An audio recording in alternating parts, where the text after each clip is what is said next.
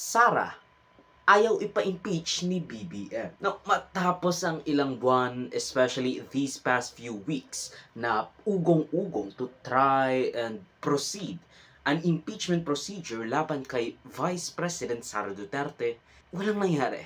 Nah, just kidding.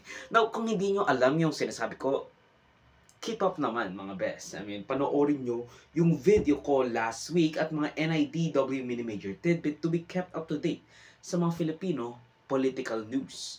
Because kinatamad na ako sa mga international news kasi wala namang gustong makinig ng mga ganon. And hindi ko siya magagawa into an NIDW Mini Major Tidbit, but I digress.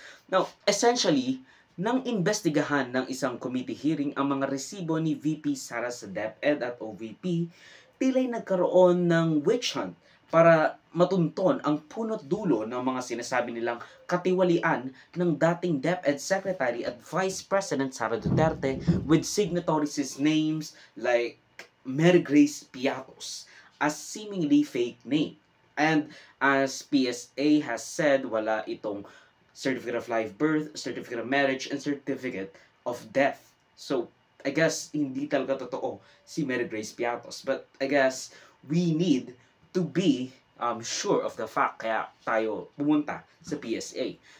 Nang padalhan ng OVP Chief of Staff, Attorney Zuleika Lopez, ang COA, na huwag ibigay yung mga sinapinan nitong dokumento. Kasi nga, sabi ng House Code Committee na nag-investiga kay VP Sara Duterte, COA, bigay mo sa amin yung mga papeles, mga dokumento na hindi nyo patapos i-audit. Ang sabi ni Attorney Zuleika Lopez, this is not a request per se, this is not a directive per se, pero sinasabi lang namin na huwag nyo ibigay kasi hindi pa kayo tapos mag-audit.